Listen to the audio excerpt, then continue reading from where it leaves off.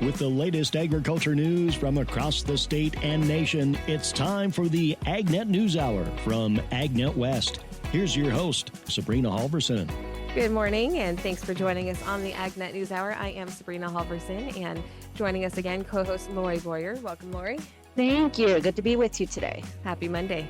Yeah. Oh, happy Monday. Yes. Monday already. It is. All right. I wanted to talk about the monarch butterflies. Now, this is something that I did run in my segment on the show on Friday, but I thought that you and I should talk about it a little bit.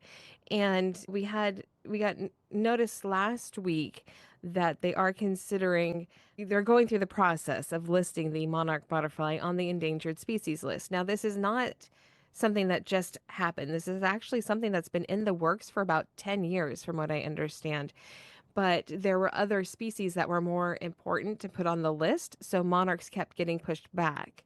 And now they are going through the process there's this whole process that they have to go through with public comment periods and that kind of thing. That's what we're starting into now. So for the next year, it's going to be a public comment period so people can have their voices heard on whether or not the monarch should be listed as an endangered species. That, I think, is an important process.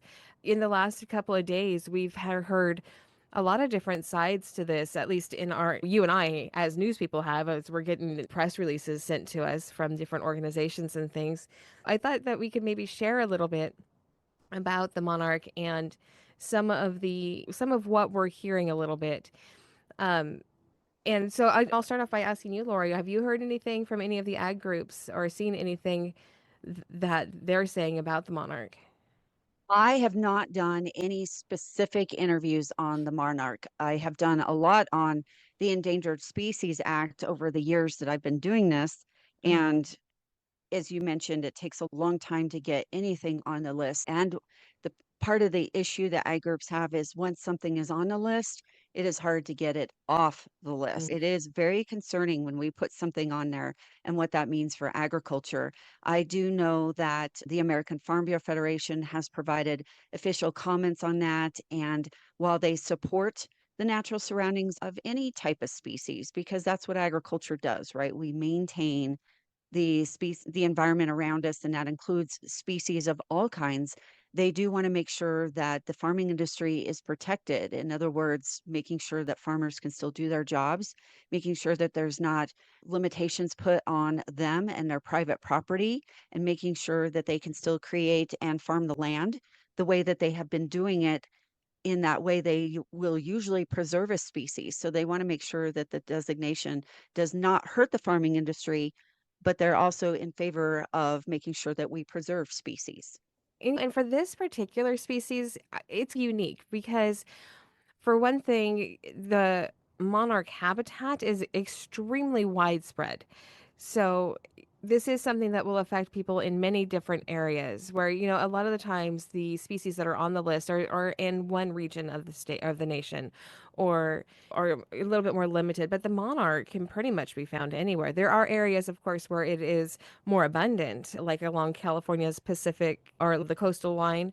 And then right up and down the nation from Texas up through North Dakota, the Monarch Trail, they are gathered more in those areas than other parts of the nation, but you will find monarchs anywhere. So this is something that can affect the entire nation. And as you said, have a big impact on agriculture, because what we're talking about is, with a monarch being protected, that means there would be very specific considerations that you would have to go through before you can plant a crop, before you can take care of weed control, before you can develop, if you want to, outside of agriculture, development in rural areas, housing development, that kind of thing. All of that could be affected. So it is a big issue. However, from a California ag point of view, first off, we tend to be a little bit more conservation focused, and not to bring down agriculture in other parts of the nation, but California farmers are very conservation focused and also very pollinator focused, because our crops really require the pollinators. Monarch butterflies are a pollinator. Now, they're not an efficient pollinator like the honeybee by any means, but they are still very important to the grander ecosystem that our crops survive in. So it is an important species to protect for California agriculture. And so there's this kind of balance that really needs to be met. And I find that to be really interesting. It's going to be very difficult, I think, but it is really an interesting situation to see.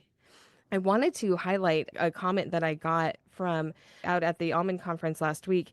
And this is from Josette Lewis, and she is the Vice President and Chief Scientific Officer for the Almond Board of California. And she says that she sees it as an opportunity for growers. She said that there's an opportunity that growers can show that agriculture is part of the solution for native pollinators. She says that they have seen in the industry how to help honeybees along, and almond growers of course have been very focused on that, and this is another opportunity for them to get involved in helping the monarch populations. She sees it as an opportunity for growers to get involved and to really prove to everybody else how much agriculture is involved in conservation. Again, that's a little bit more unique, I think, to California than in some other areas. Your soybean growers aren't going to have the same opportunities to help to watch the monarch populations grow, I would think, as out in California, because they have different considerations. Of course, they can plant milkweed around, but milkweed is it's a huge problem for a lot of growers in other parts of the nation because it's invasive and it will invade like their soybean crops and things like that. So now milkweed obviously extremely important to monarch populations because it's the only place where the monarch caterpillars will feed on. So it is absolutely necessary for the monarch population. And that is a big challenge because it is such a pest, milkweed, to agriculture in many parts of the nation. That's the kind of thing where it gets really sticky. Yeah. Milkweed and sticky. Yes. Playing on words there, aren't you? Unintentional, but yes. All right. So we are at a point where we do need to take a quick break, but we will continue the conversation when we come back. This is the AgNet News Hour. I'm Sabrina Halvorson. She's Lorrie Boyer, and we'll be right back. This segment is brought to you by Live Earth Products. To get to know a little more about Live Earth Products, we're talking on the phone today with Vice President Russell Taylor. How do humates, and specifically those produced by Live Earth Products, help with greenhouse gas emissions in farming practices? So the interesting thing is that I like to say it's unique to us, but it's not. Humates and organic matter do a very interesting and very important task in the soil, and that is retain nitrogen. Now, what happens is when farmers apply nitrogen, not all of it is obviously used by the plant. And so some of that nitrogen is lost in multiple ways. It's lost, volatilized, mineralized, or converted. And what happens is some of those converted gases are released as very potent greenhouse gases. And so by the organic nature of humic acids and humates, it helps stabilize that nitrogen, reduce those conversions. Therefore, you get less of those gases created. Now, what's interesting is there's a double dip here, because a lot of times these nitrogen products are created through a process called the Haber-Bosch process. That Haber-Bosch process relies on fossil fuels to create those and fix those nitrogen out of the atmosphere. So by reducing your nitrogen utilization, you also reduce those carbon emissions that are created during the creation of that fertilizer. It's a double dip. You save the fertilizer that you're applying, and you're also reducing your carbon footprint by reducing nitrogen loss. So with that in mind, tell me a little bit about what exactly Live Earth does. So typically farmers were using our humates or our liquid humic acids with their nitrogen products. And what that does, it helps stabilize that nitrogen, let that plant get a longer opportunity to use that before that nitrogen is lost, volatilized, or converted. And the technology is not unique just to nut crops. It's used with every nitrogen product. We've got some really neat university trials using our humic acid with a liquid UAN32, and it's a liquid nitrogen that it can be lost in the nature just due to inefficiencies and poor storage in the soil. To get to know more about Live Earth products, you can visit them online at liveearth.com. That is spelled LIVEARTH.com. Welcome back to the AgNet News Hour. We are talking about the dilemma of the monarch butterfly. So again, the monarch is now being considered for listing on the Endangered Species Act. And there are positives and negatives as far as agriculture is concerned for that. Lorrie, you had mentioned that once a species is on that list, it stays on the list. And we have seen that over and over again, haven't we? We have. And going back here to what I've done as far as interviews on the ESA over the years, just that exactly. a lot of our ag groups are actually wanting an ESA reform. Now, how that's going to happen and when, that's a question. And that is something I've been doing this for 28 years. And I think that's been said for 28 years. But what agriculture would like is to have a more voluntary approach to preserving at-risk species and wildlife. Whether or not that will ever come to fruition, I don't know. But as you said, and we were talking about in terms of agriculture here today, really this is something we have to make sure that producers are aware of and stay on top of. The main reason, as I understand, and maybe Sabrina, you can fill in as needed. The main reason I understand we are seeing a reduction in the numbers of monarch butterflies is because of insecticides. And of course, our favorite words, climate change, all these buzzwords that are always out there all the time. Climate change includes a lot of different things. We won't have time to go into all that today, but mainly insecticides. And as we know, those are heavily used in all kinds of different facets of agriculture when growing crops. And then also another big problem has been loss of habitat. And that is we're building more houses for more people and more businesses and things like that. So their natural habitat has been removed as well, and we haven't been replenishing it. But that's a place where agriculture can get involved. Like I was saying, you can plant areas on land that you're not necessarily using for your crop. You can plant butterfly habitat. And that is something that California growers do. And I think California, of course, I'm biased to California growers, but I think California growers tend to do that more than others. For one thing, because of the types of crops that we do grow, it's easier for you to plant a butterfly habitat in your almond orchard or in your walnuts and things like that than it is, again, in your soybeans or in your corn. I understand that, but there are ways, and I think that this was the point that Josette Lewis was making that I mentioned earlier in the segment, that there are ways that agriculture can show, hey, we are really working on this, because the population has severely declined. And it's something that through voluntary efforts, it has not been picking up as much as needed. So that's why the decision was made to finally really try to push through having the monarch listed on the Endangered Species Act. And again, like we're saying, that comes with a lot of give and take. I might also point out that even though we're talking specifically in terms of agriculture, because that's what you and I do, there is a cost to society. Even though society does want this and it's important in so many different aspects, there is a cost as far as taxes, because we have our federal agencies such as the Fish and Wildlife Service that will have to add this into what they're doing and monitoring, counting, tracking, all those things that they do. So that will be added into what we pay as taxpayer dollars. And also, there's some assistance that will be coming out for things like planting milkweed, as you mentioned, for things like rehabitating different areas where butterflies used to live and aren't so much anymore, kind of those areas. And that funding will come through a federal agency like the Fish and Wildlife Service or some other conservation districts and things like that. So it won't just be producers that will have to pay for this. We'll all have to pay for this. But of course, we do this with all endangered species, not just the butterfly. Right. And there are also some private programs that do help with things like planting butterfly habitat, like the Monarch Joint Venture. They have some excellent programs that growers can reach out to them and not only get free help, but also get reimbursed for some things for planting, for protecting butterflies, and for providing more habitat. So there are programs that exist that are not government funded, therefore not paid for by taxpayers, but also not only don't cost the farmers anything, but also will reimburse for some things. And those are excellent programs. And I think that's a great way to help balance out, again, the government reliance on taxpayers to have programs like that are not. And it's all such a big picture situation as well. And there are so many different things that you mentioned, counting, keeping track of how many monarchs there are. And first off, I can't even imagine how you would do that. I know. I was thinking that when I was talking about that. Because they do that with other animals that are on the endangered species list. But how do you do that with butterflies? No Yeah. idea.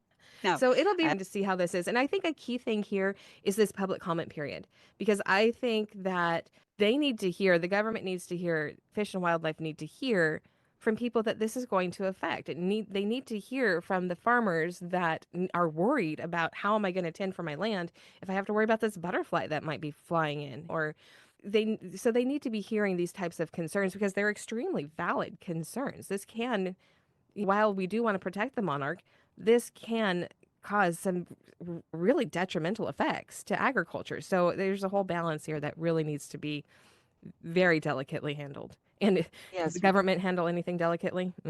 Yeah. Yeah, because we certainly don't want to see tools taken away from our farmers. So if insecticides are one of the primary causes, we know that EPA monitors those already, but will that become something that gets increasingly monitored? Will there be things taken off the market, or how will that look? Those are questions I'm sure a lot of people have. Yeah, many questions. We will continue to follow this story as it moves along. But for now, we do need to take another break. Lorrie will be back right after this, and I will be returning later on in the show. This is the AgNet News Hour. I'm Sabrina Halvorson. She is Lorrie Boyer, and we will be right back. Welcome back to the AgNet News Hour. Here's Lorrie Boyer. Today, my guest on the show is Jeff Cardinale. He is the California Strawberry Commission Director of Communications. Jeff, let's find out more about you first off. Tell us about yourself and your background. Oh my goodness. I don't have notes for that. I'm just kidding. So I have been in ag communications for over 10 years. I come from an ag family. My grandfather had a 15-acre stone fruit orchard in the East Bay of California, which is now housing. So it's kind of sad to see whenever I drive by that what used to be an orchard full of peach trees and cherry trees and plums and nectarines is now housing. So, but sign of the times. So I always grew up on his ranch. Um, and to me, I've always just had the ability to pick fruit whenever I wanted. In the summertime, if I wanted fruit, I would just go to my grandfather's, and there it was, all there waiting for me. And on the weekends, I would help him out either selling fruit at his stand in front of his house or going to farmers markets. So ag has always been in my background. Um, as far as my career goes, I started in television. I was a sports anchor for a while and then eventually made my way to the management side of news. Um, before I received a call from the Fresno police chief, I wasn't in trouble. It was to ask if I wanted to make the jump into PR.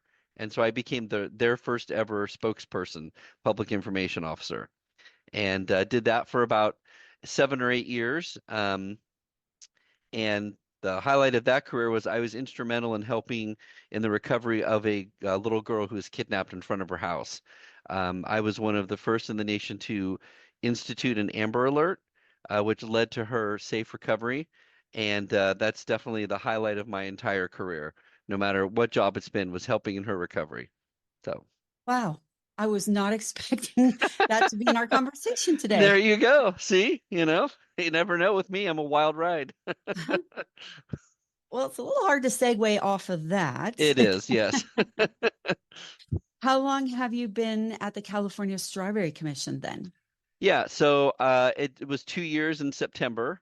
And I have to say that it's really a joy to work here because there's lots of good stories to tell in the strawberry industry. More than 2/3 of the growers are Latina, and when you factor in other minority groups, it's over 75%.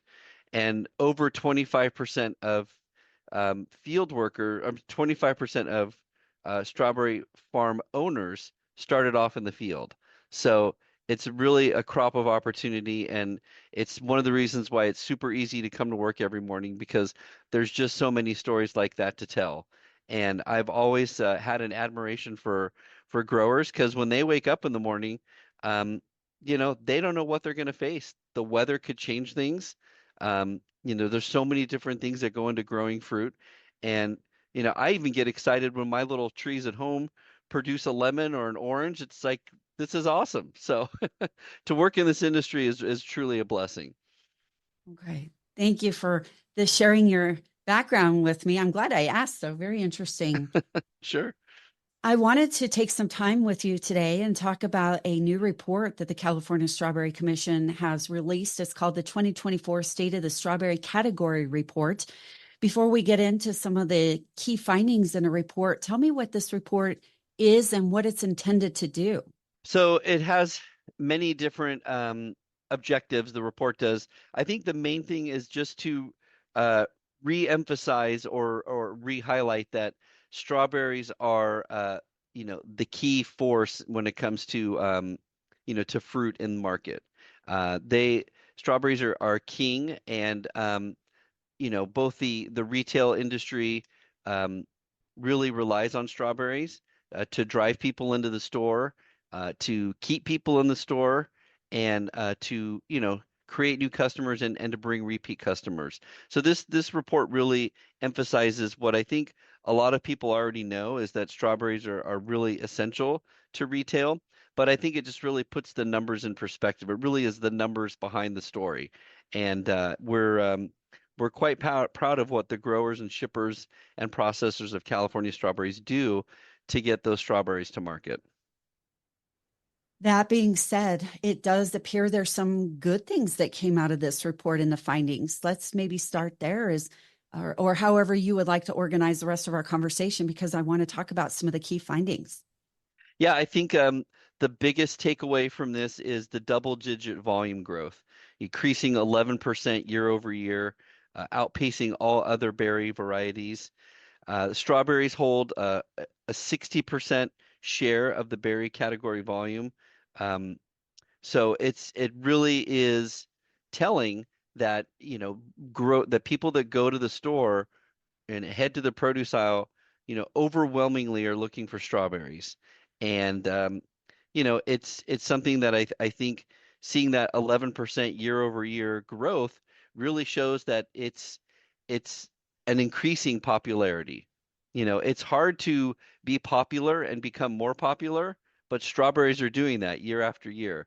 And so to see that, it just, like I said, puts the numbers behind what I think everybody already understands, which is strawberries are a vital part of the retail produce aisle.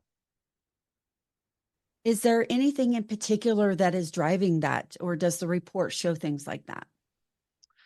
I'm not sure if the report necessarily shows that. Of course, there's promotional aspects to that where, more than half of the volume was sold on promotion. But I think honestly, I think it all comes down to taste, quality, and appearance.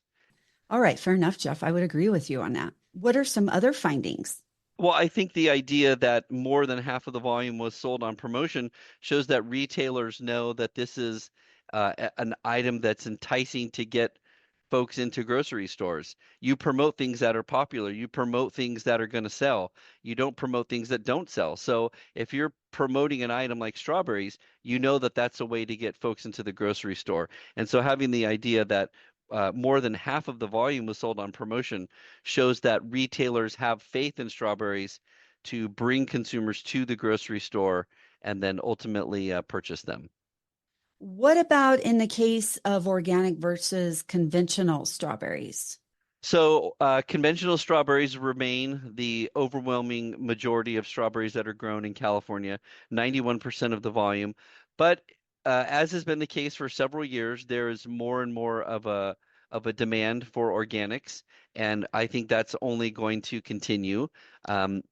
We remind consumers that whether you have conventional strawberries or organic strawberries, both are safe, both are healthy. In the case of both strawberries, to be quite honest, a quick rinse and you're good to go. So, but some people just prefer, organics, and that's okay. And California definitely grows enough volume to meet that demand at this time. And California grows more organic strawberries than all other 49 states combined. So if you're looking for organic strawberries, you're looking towards California, and we see that demand is increasing, and so growers are going towards organics to meet the demand. More from Jeff Cardinale, California Strawberry Commission Director of Communications, right after this.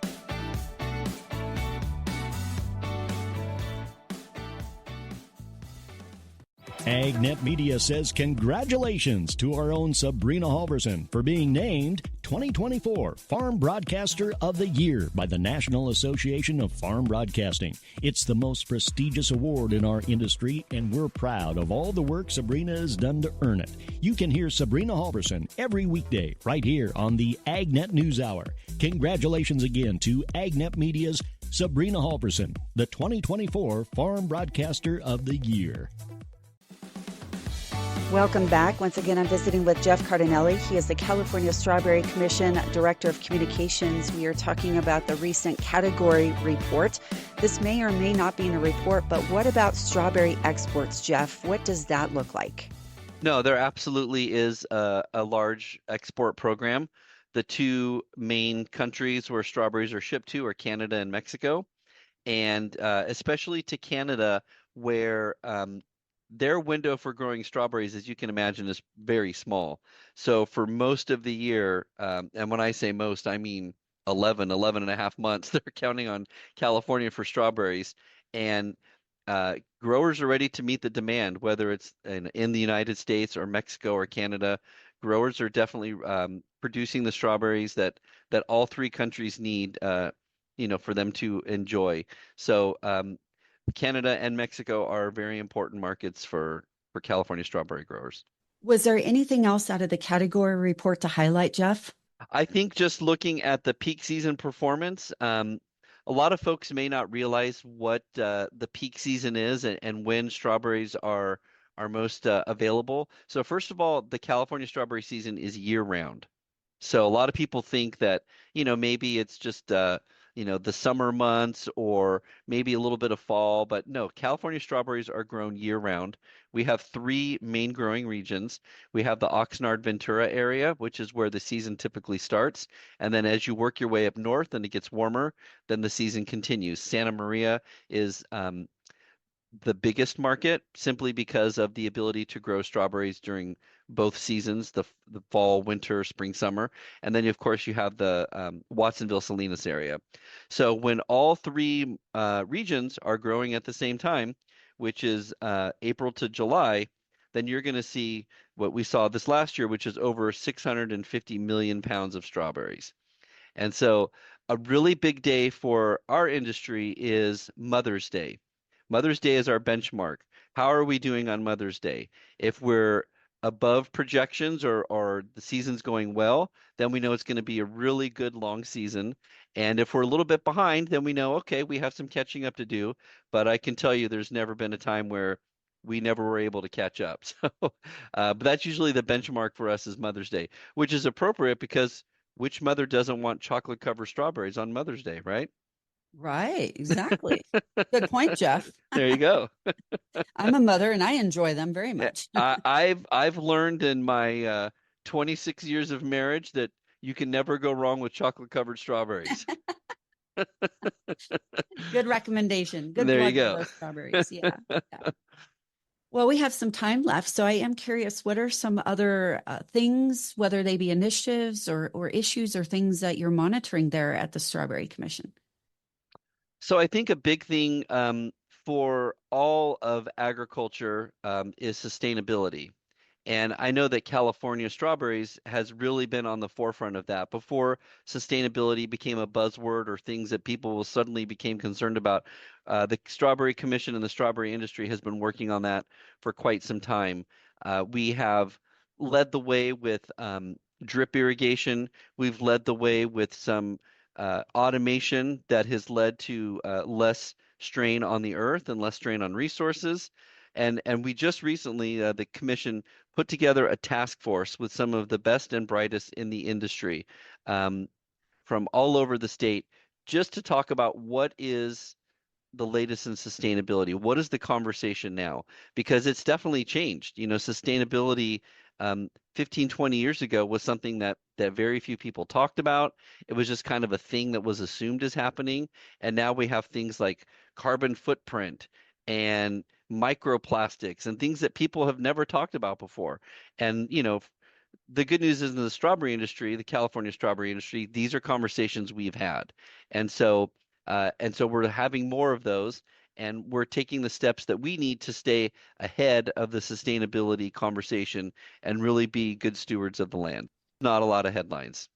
On that, Jeff, we wrap up today. Great interview. Thank you so much for your time and visiting with me. Yes, thanks, Lorrie. Anytime. Happy to talk about chocolate-covered strawberries or any other ideas you may need for a Christmas gift list or Valentine's Day.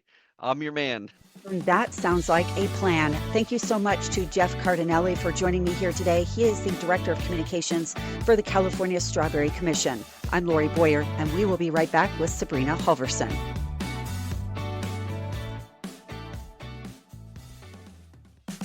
Welcome back to the AgNet News Hour. Here's Sabrina Halvorson.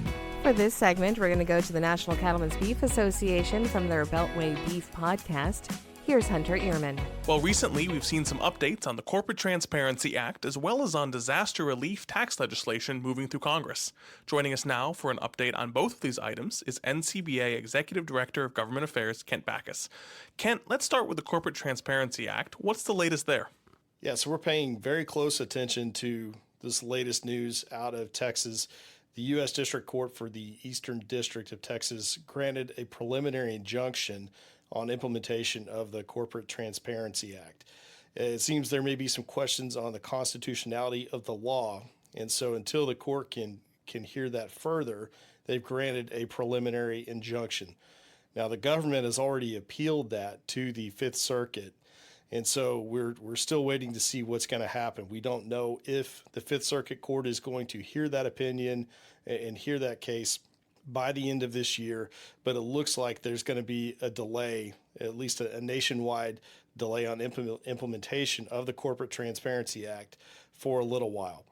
In response to that, FinCEN at the Treasury Department they've suspended the reporting requirements for that January 1st deadline. So that means that we'll have a little while longer.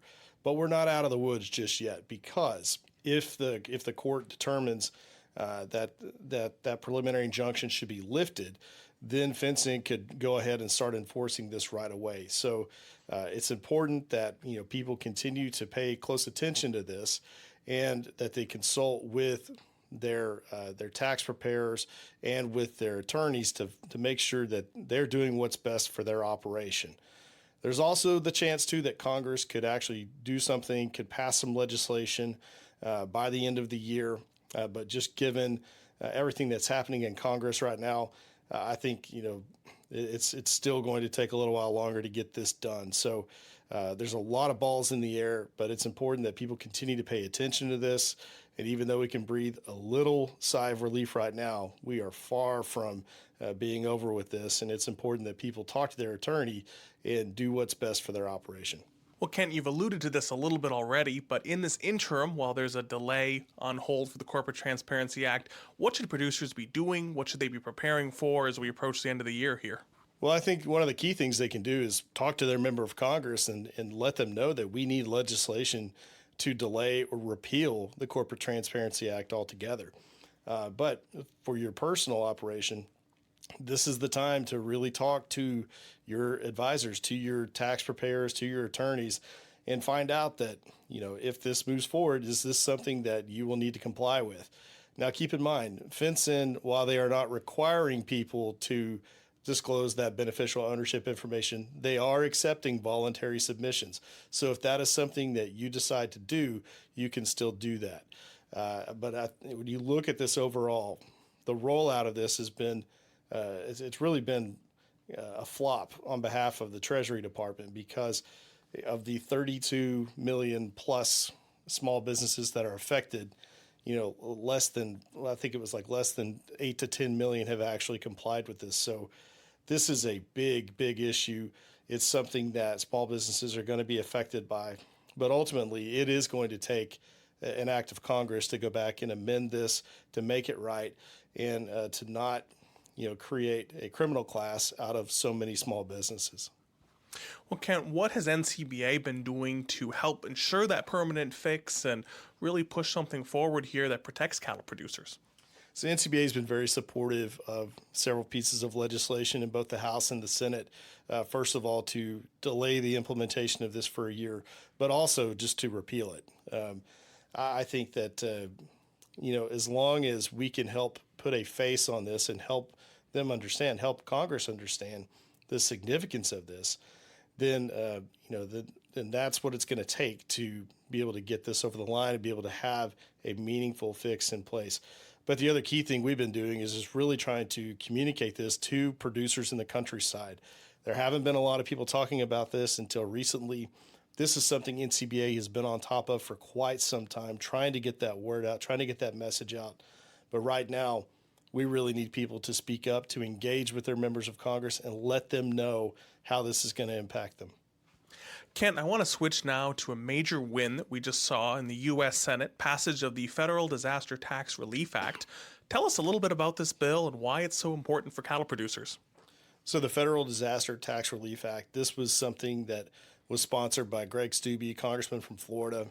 And this is a broader tax package that it rights a few wrongs. Now, unfortunately, for people who received disaster payments from the federal government, that was considered taxable income.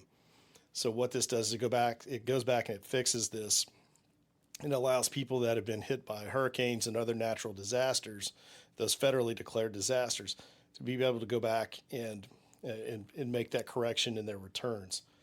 But the big thing that this does is this also extends to cover wildfires, which that's been in many times a class that has not had that same opportunity. So if you look at all of the damage we've had with wildfires across the United States, especially out west, this is a big win.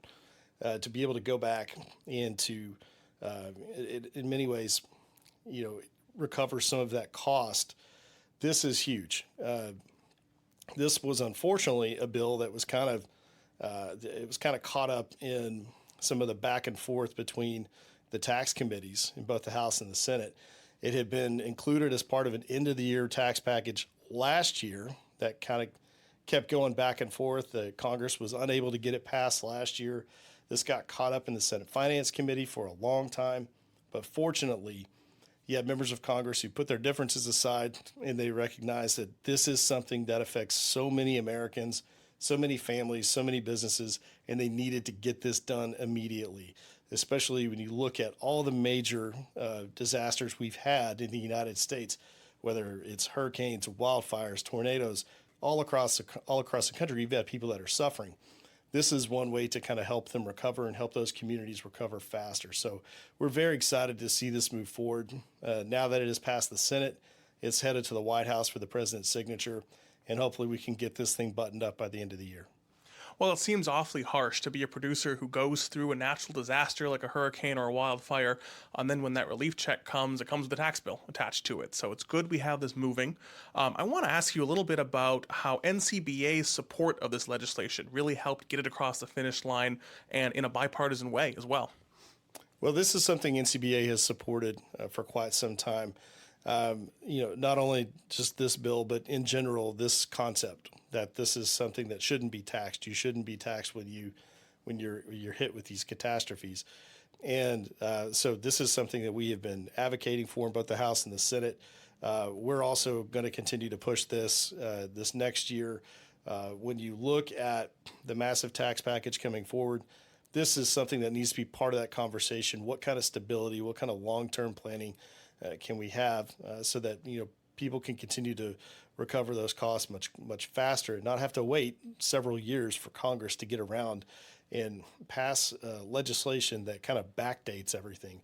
We need to have that stability. And when you look at these disasters we have all across the country, people need to have access to these important tools. They need to be able to recover quickly. And this just is a good way kind of leading into those discussions next year. So we're very happy about this. Well, Ken, thank you so much for the update today. All right. Thank you very much. This has been another episode of Beltway Beef. This is the AgNet News Hour. I'm Sabrina Halvorson, and we'll be back in just a moment. This segment is brought to you by Live Earth Products. To get to know a little more about Live Earth Products, we're talking on the phone today with Vice President Russell Taylor. How do humates, and specifically those produced by Live Earth Products, help with greenhouse gas emissions in farming practices? So the interesting thing is that I like to say it's unique to us, but it's not. Humates and organic matter do a very interesting and very important task in the soil, and that is retain nitrogen. Now, what happens is when farmers apply nitrogen, not all of it is obviously used by the plant. And so some of that nitrogen is lost in multiple ways. It's lost, volatilized, mineralized, or converted. And what happens is some of those converted gases are released as very potent greenhouse gases. And so by the organic nature of humic acids and humates, it helps stabilize that nitrogen and reduce those conversions. Therefore, you get less of those gases created. Now, what's interesting is there's a double dip here. Because a lot of times these nitrogen products are created through a process called the Haber-Bosch process. That Haber-Bosch process relies on fossil fuels to create those and fix those nitrogen out of the atmosphere. So by reducing your nitrogen utilization, you also reduce those carbon emissions that are created during the creation of that fertilizer. It's a double dip. You save the fertilizer that you're applying, and you're also reducing your carbon footprint by reducing nitrogen loss. So, with that in mind, tell me a little bit about what exactly Live Earth does. So typically farmers were using our humates or our liquid humic acids with their nitrogen products. And what that does, it helps stabilize that nitrogen, let that plant get a longer opportunity to use that before that nitrogen is lost, volatilized, or converted. And the technology is not unique just to nut crops. It's used with every nitrogen product. We've got some really neat university trials using our humic acid with a liquid UAN 32, and it's a liquid nitrogen it can be lost in the nature just due to inefficiencies and poor storage in the soil. To get to know more about Live Earth products, you can visit them online at liveearth.com. That is spelled LIVEARTH.com. Welcome back to the AgNet News Hour. Here's Sabrina Halvorson. Wrapping up today with a look at some national ag news. A federal court has blocked the implementation of a rule aimed at enhancing legal protections for temporary farm workers nationwide. Last month, the U.S. District Court for the Southern District of Mississippi ruled in favor of farm groups, asserting that the Department of Labor overstepped its authority in drafting regulations that extended organization and safety protections to H-2A visa holders. The decision follows earlier court orders that overturned the rule in several states and for specific grower groups. The American Farm Bureau Federation acknowledged the importance of treating workers fairly and respectfully, but emphasized that the rule was excessively broad and ultimately unlawful, arguing it failed to balance fairness for farmers. Meanwhile, farm labor has been an ongoing issue for the ag industry. C.J. Miller recently spoke with one of the nation's top ag leaders, who says he'll be pushing lawmakers in D.C. to fix it. We're excited about the opportunity to work with this administration to find a solution to that problem. And that's Zippy Duvall, president of American Farm Bureau.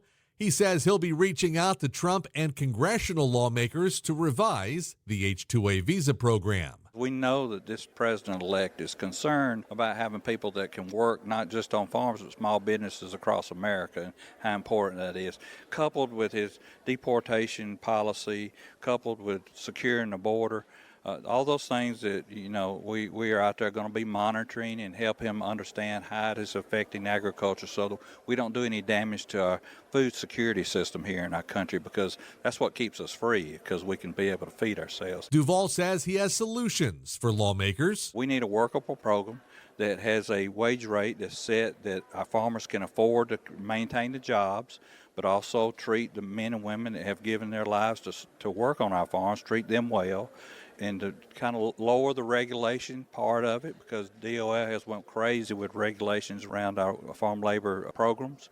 And we need year-round workers, because there's a lot of agriculture that works day in and day out all year long. And we need to lower those regulations so it be more workable and sustainable for our farmers. Most of all, Duvall says he's encouraged that the gridlock over farm labor reform may soon come to an end. Their excuse over the years has been we're not going to do anything until we secure the border. This president says he's going to secure the border. That takes that excuse away, so that makes me excited that there might be a great opportunity to fix this problem. I'm C.J. Miller. That's our show for today. This has been the AgNet News Hour. I'm Sabrina Halvorson. On behalf of Lorrie Boyer and myself, thank you for tuning in. To get more information on the topics you heard today, visit AgNet West at agnetwest.com. You can also stay connected by following us on our social media at AgNet West on Facebook, Instagram, and X. Also look for Sabrina Halvorson on Facebook, and be sure to subscribe to our podcast by searching for AgNet West on your podcast app. Thank you for listening to the AgNet News Hour from AgNet West. AgNet West Radio Network, your primary choice for agriculture news.